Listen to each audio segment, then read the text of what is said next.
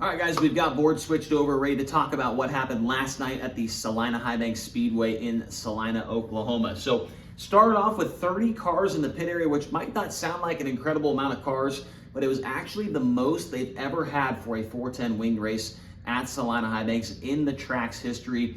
I was looking at the stats, and the last time they even had 29 was back in the year 2000. So, definitely a great car count. Obviously, Knoxville raining out definitely helped us on that front.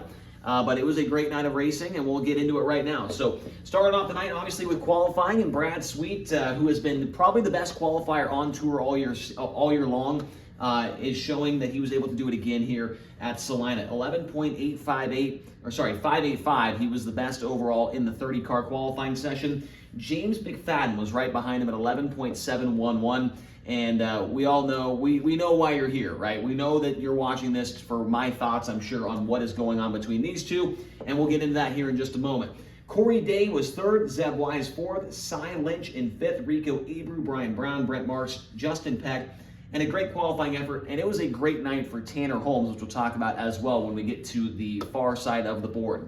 So then we went into the heat races, and the heat races really weren't quite as entertaining as the last two races we had. They were great at Southern Oklahoma, and they were phenomenal at Red Dirt Raceway. The heat races at Salina Highbanks, not exactly as entertaining, but who remembers the heat race, right? It's all about the feature event, which we'll get into here in a moment. So in heat one, it was Brian Brown getting the win. He would go to the dash. Tanner Holmes finished in second from third. Brad Sweet went to the dash with Brian Brown with a third place run. Zeb Wise, Garrett Williamson, and Dominic Selzy will be your transfers in that one.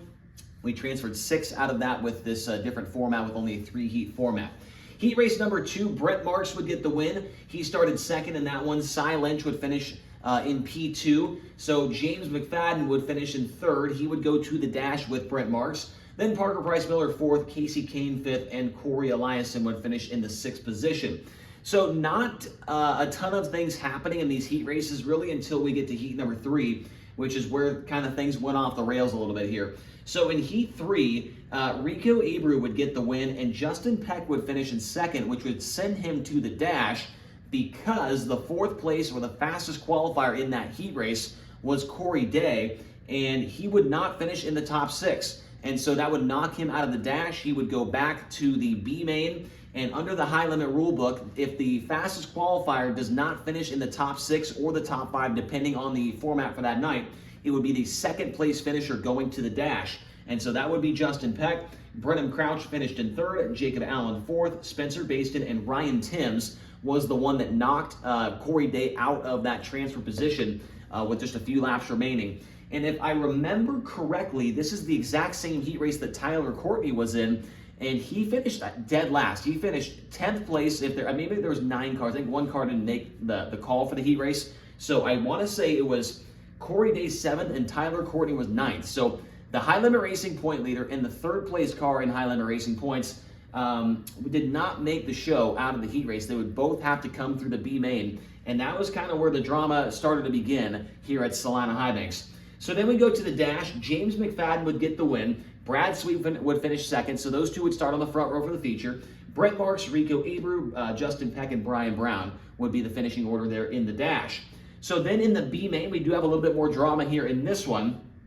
Corey Day, he basically led the whole way. He would pick up the win. Tyler Courtney finished in second, and then Chris Wyndham in third. So there you have right there 3 full-time high-limit drivers were in the B main that made the transfer spots. Then you go to Chase Randall in 4th, Jace Park in 5th, and Blake Hahn would hold off a high roller driver. Tanner Thorson was not able to make it past the 52 car. It was a tough night for Thorson after a great night at Southern Oklahoma, where he went from 16th to 7th in that feature, but not able to make the show out of the heat race or the B main for Tanner Thorson. And then what's even weirder is he did not accept a provisional, a high limit racing provisional. You get 3 of those throughout the year, plus a bonus one for just the midweek money series events.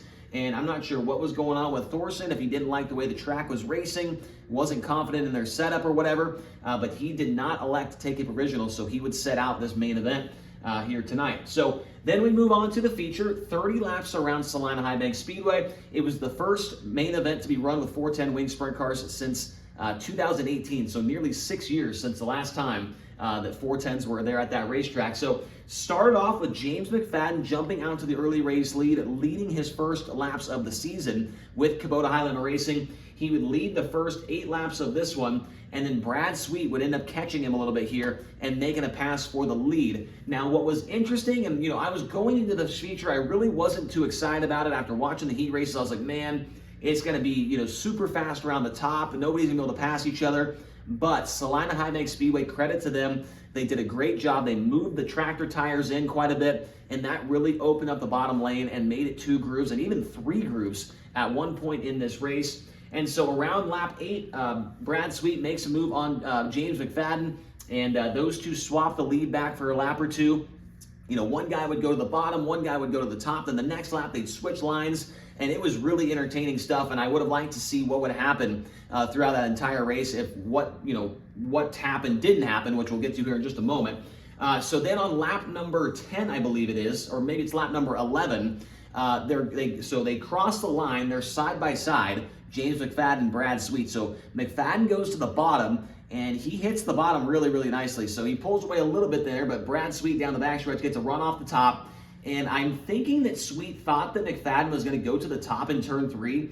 And so then James goes to the middle, kind of missed the bottom a little bit, seemed like a little bit there. And then Brad goes in there and drives it in deep into turn 3, maybe looking for a slider, but then he sees last minute that James is not going to run the top. He's going to run the middle. And I think that, it might have been a little bit of grease on the bottom, maybe still down there. And Brad, you can kind of tell in the replay, especially the replay from the infield, that you could see that Brad sees that he's going to get into him, and he goes to turn left to try and avoid hitting him. And obviously, he definitely gets into him, and James McFadden goes for a pretty nasty spill over the edge of the banking and flies through the air. I mean, he had to be airborne for 2 or 3 seconds there before he hit the ground and went for a couple of tumbles there. But I feel like I'm a pretty rational thinker, just overall. There's no doubt that Brad Sweet did not go in there and intentionally crash James McFadden, a guy who's his former teammate, a guy that, is following his series around full-time in 2024 and supporting Highlander Racing. Brad Sweet's not going to go in there and just absolutely monster truck a guy and move him out of the way for the win. It was definitely an accident. You could tell that, as soon as he realized that McFadden was not going to the top, that he lifted, he turned left, trying to stay off of him, but maybe hit some grease or something down there, washed up the racetrack, and getting out of the throttle may have actually hurt him a little bit as far as moving up the racing surface. And it's unfortunate because McFadden was looking for his 5th top 10 in 5 races this year with Highlander Racing. He has been absolutely fantastic. Obviously, was leading some laps in this one. Ends up in dead last at the conclusion of the race. So. After that, Brad Sweet would jump out to the lead on the restart, and it wasn't like he ran away, right? Brent Marks and Rico Abreu were there, and they kind of had a 3-car battle going. At one point in time, they were actually 3 wide for the lead. Marks on the bottom, Sweet was in the middle, or Sweet was on the top maybe, and then Rico was in the middle, something like that, but they were 3 wide coming off turn 2. None of those 2 drivers of Marks and Abreu able to get by Sweet. Right after that 3-way battle, at the 3-wide battle, Sweet kind of pulled away a little bit there, and then Brent Marks and Rico kind of had their own little battle for second. But back behind them is where things got really interesting with your hard charger in this one, and that was Tyler Courtney. He started 21st on the field, the high limit racing point leader. He drove all the way up to the 5th position, and at one point in time he was in 4th, but ended up falling back to 5th, but still a phenomenal recovery for him, and a great recovery as well for Corey Day. So you see these two down here, they started first, or they finished 1st and 2nd, the B main. They ended up 5th and 8th in this feature. So a good recovery for those two. They're right up there in the top 5 in points, and they ended up having a good run after what looked like it was going to be a disaster of a night for the both of them. So at the end, it was Brent Marks getting the win, getting second, I should say. And, Marks finished second, but it was close. They had a late race restart, and, Brendan Crouch flew off the racetrack, and then going down the backstretch, coming to the white, it was a green-white checkered finish, so Sweet went to the bottom into turn number 1 to try and block any kind of a slider from Brent Marks. Marks immediately goes to the opposite lane, goes all the way to the top, gets a big run. Brad knows it's coming, right? So Marks goes into turn 3, tries a big slider, and it looks like it's going to clear, but Sweet, you can get yourself in trouble doing this, but he drove around the outside of the slider and was able to maintain the lead, and Marks lost way too much momentum right there, and it was smooth sailing there on that last lap for Brad Sweet. So Brent Marks definitely made it interesting at the end. He finishes in second, his best run of the year, actually ties his best run of the year so far with Kubota High Limit Racing. And then Rico Abreu finished in third. I got a purple dot next to him because this is the first podium in 9 races with Kubota High Limit Racing that Rico Abreu has been on the podium, just his second top 5 of the year. But it does look like he is getting going in the right direction right now. So good run for Rico, finishes third for $4,500. Behind him, Jacob Allen, good run for him. And this did not seem like a racetrack that Jacob Allen would finish in the top 5 with. If you were watching the heat races in the B main, you would have thought there's no way Jacob Allen's going to run top 5 tonight. But they moved those tractor tires in, and Jacob was really, really good on the inside of the racetrack. Got 4th after starting in 12th. Then you got your points leader, Tyler Courtney, the hard charger, finished in 5th after starting 21st.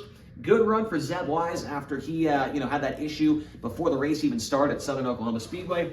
Good run for Peck. Corey Day from 19th to 8th. They have Brian Brown in 9th, and Corey Eliason gets a solid top 10 finish, a top 10 finish that team really needed. Chris Windham, I got a pink dot next to him. He had a decent night as well, finished in 11th. He had to come out of that B main as well. And nearly got into the top 10. So we almost had 3 drivers from the B main to get into the top 10 at Salina Highbanks Speedway. And then I got a pink dot next to Tanner Holmes. Tanner Holmes was in the 4th position, maybe even 3rd at one point in time in this race, battling with Brian Brown and Zeb Wise. And unfortunately, during a red flag, when he was slowing down for the red, he got into the back of Justin Peck and kind of tweaked the nose wing a little bit.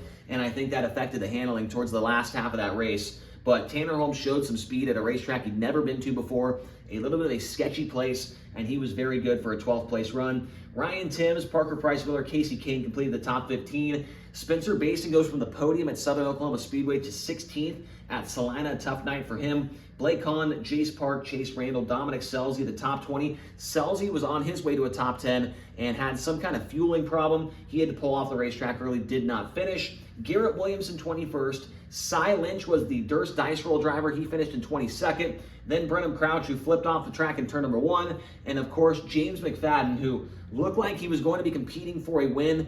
His first win of the year would have been a great job by that team. Unfortunately, he does not get it done. He leads 9 laps. He leads lap 1 through 8 and lap number 10 before the incident that sent him off the track in a big way and ended his night. So unfortunate ending for McFadden, but it was a very good race, an entertaining race. And so far, every race, I would say, with the exception of maybe the first night at Golden Isles, every race with High Limit has had a good battle for the lead, good battles throughout the field, and it's been entertaining to watch. So we're going to put this one on the score sheet here out of 100. And for Salina Highbanks, the heat races, not that exciting. The B-Main and the Dash, not that exciting. But everybody remembers the feature, and that's what's most important. And I think I'm going to give Salina, in the feature, if we're talking just the feature alone,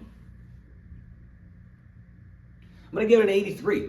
I thought it was a pretty darn good race, entertaining race, back and forth, 3 grooves to work with at points in time. You had some drama in there as well with Sweet and McFadden, and you had some big movers. You had Courtney 21st to 5th, you had Corey Day 20th to 8th. This race had a lot of good things to it. It was extremely fast, extremely high banks. It seemed like extreme risk out there as well. Some of the drivers saying that it was the fastest they felt they've ever gone in a sprint car, but the guys still put on a really good show at Salina Highbanks. So hopefully this one's on the schedule again as well, man. There was a pretty decent crowd there. Great facility at Salina Highbanks. They got a restaurant underneath the announcer's tower, a full-blown like steakhouse. It was pretty awesome. So yeah, hopefully you guys enjoyed this video and recapping the races from Southern Oklahoma as well as Salina Highbanks. So hopefully you enjoyed the video, and I think we're going to come out with one here today, maybe later on tonight, talking about Tyler Courtney and the phenomenal start to the season that he's had so far. If we don't have that today, we will have a race preview for Riverside International Speedway on Tuesday, April 23rd for the second race of the Midweek Money Series. So stay tuned here to the YouTube channel. Make sure to hit that subscribe button. It is free. So is the like button. Comment down below. What did you guys think of the racing action from Southern Oklahoma and Salina? Let us know down below. And we will see you guys here on the channel very soon. Thank you.